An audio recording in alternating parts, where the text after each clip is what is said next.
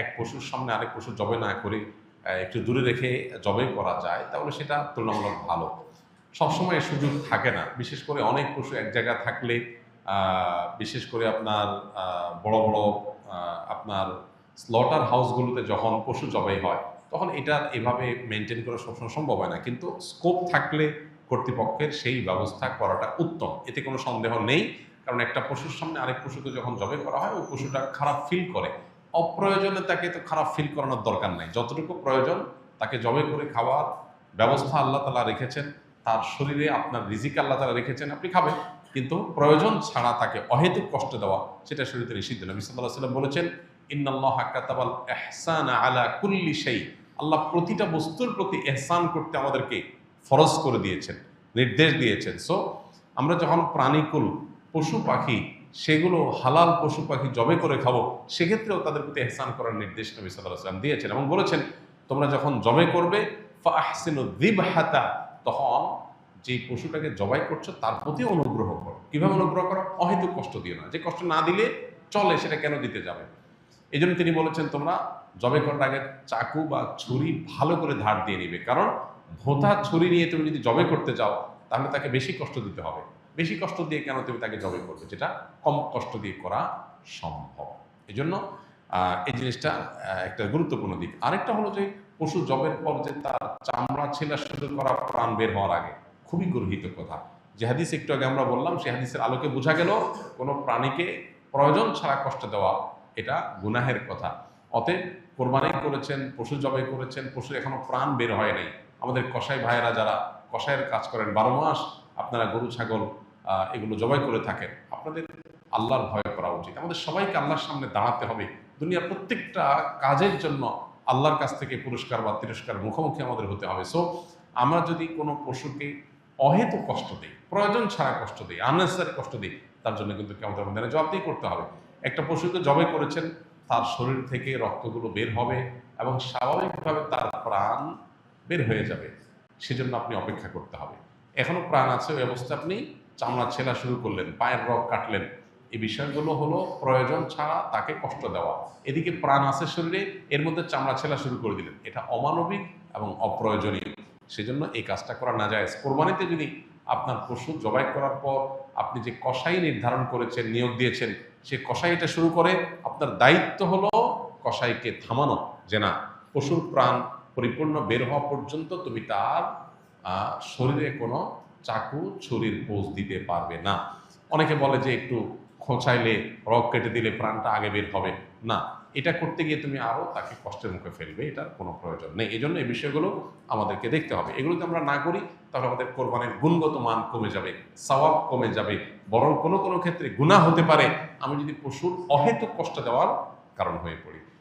যিনি কসাই তিনি হয়তো আমার এটা জবাই শেষ করে তিনি আরেকটা করতে যাবেন, 2টা মিনিট তার সবর সহ্য হচ্ছে না, এই 2টা মিনিট এটা দেরি করলে পশুটার প্রাণ বের হয়ে যায়, সে 2 মিনিট বাঁচাবার জন্য তিনি আমার পশুর উপরে অহেতুক আপনার ছুরি চালাচালি করছেন। এগুলো আমাদেরকে থামাতে হবে এবং দায়িত্বশীল আচরণ করতে হবে। মৃত ব্যক্তির পক্ষ থেকে কোরবানি করা যায় কিনা, যদি করা যায় তাহলে ওই মৃত ব্যক্তির কবরে সওয়াব পৌঁছাবে কিনা। মৃত ব্যক্তির পক্ষ থেকে কোরবানি করা যায় এবং জীবিতরা মৃত ব্যক্তির তরফ থেকে কোরবানি করলে সেটার সওয়াব মৃত ব্যক্তির আমলনামায় জমা হবে ইনশাআল্লাহ তাআলা। মৃত ব্যক্তির পক্ষ থেকে কোরবানি যে করা যায় এর বহু দলিল রয়েছে, বহু প্রমাণ রয়েছে। আলী রাদিয়াল্লাহু তাআলা আনহুর মধ্যে এটি তার আমল দ্বারা প্রমাণিত যে তিনি মৃত ব্যক্তির তরফ থেকে কোরবানি করেছেন, সাহাবীরা অনেকেই করেছেন। নবী করিম সাল্লাল্লাহু আলাইহি সাল্লাম তাঁর তরফ থেকে করার পাশাপাশি ইব্রাহিম আলাইহিস সালাম এবং পরবর্তী উম্মার তরফ থেকে তিনি কোরবানি করেছেন। সো যিনি নাই, অনুপস্থিত বা মৃত, এই ব্যক্তির তরফ থেকে কোরবানি করা সর্বসম্মতিক্রমে ওলামাদের মধ্যে জায়েজ। তবে হাম্বলী মাযহাব ওলামা ইকরামের অনেকের মত হলো জীবিতদের সাথে যুক্ত করে মৃতদেরটা করা যায়, যেটা রাসূল আকরাম সাল্লাল্লাহু আলাইহি ওয়াসাল্লাম করেছেন।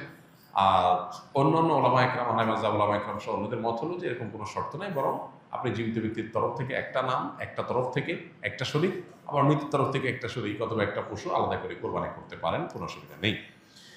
ক্রিকেট, ফুটবল, দাবা, ক্রামবোর্ড ইত্যাদি সহ এসব খেলা শরীয়তে জায়েজ কিনা, খেলাধুলার ব্যাপারে শরীয়তের দৃষ্টিভঙ্গি কি? দেখুন, যে সমস্ত খেলাধুলার মধ্যে শারীরিক কসরত আছে, শারীরিক ব্যায়াম আছে, সেগুলো যদি কোনো শরিয়ার বিধান লঙ্ঘন করা ছাড়া খেলা যায় সেগুলোকে শরিয়া দৃষ্টিকোণ থেকে জায়েজ বলেছেন ওলামায়ে কেরাম।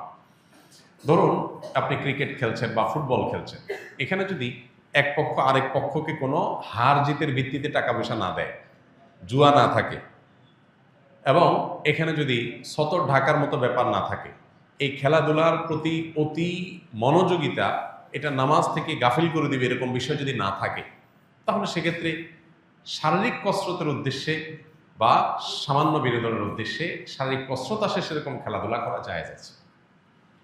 সেটা ব্যাডমিন্টন হতে পারে, ক্রিকেট হতে পারে, ফুটবল হতে পারে। ফুটবল খেলতে গিয়ে আপনি হাফ প্যান্ট পরছেন, সতর মুক্ত করছেন, তখন এটা নাজায়েজ হয়ে যাবে। আপনি খেলাধুলাতে এত বেশি জমে উঠছেন যে আপনি নিয়মিত জামাতে নামাজ পড়েন, কিন্তু খেলাধুলা মস্তে গিয়ে আপনি নামাজ জামাত পড়তে পারতেছেন না, তাহলে সেই এত বেশি মোহ তৈরি করে ফেলে এটা জায়েজ হবে না।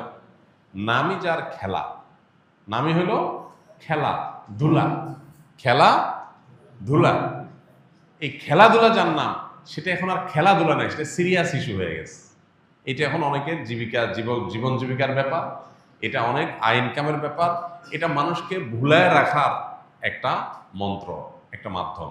এটার পেছনে হাজারটা বিষয় জড়িয়ে আছে। এজন্য ওই লেভেলের খেলাধুলা সেগুলো ভিন্ন। বাট আপনি নিজস্ব উদ্যোগে নিজেরা খেলাধুলা করলেন যেটাতে শারীরিক কসরত আছে। যেই খেলায় শারীরিক কসরত নাই, যেমন দাবা খেলা, লুডো খেলা, তারপরে ক্যারাম বোর্ড খেলা, তারপরে আপনার ওই যে কি তাস খেলা, এই জাতীয় খেলাগুলোতে কোনো শারীরিক কোনো ফায়দা নাই, মানসিক কোনো ফায়দা নাই, এগুলো জায়েজ নাই শরীয়তে। কেন? কারণ এগুলো অনর্থক কাজের অন্তর্ভুক্ত। এই খেলাধুলা দ্বারা আপনার লাভ কি? কোনো লাভ নাই।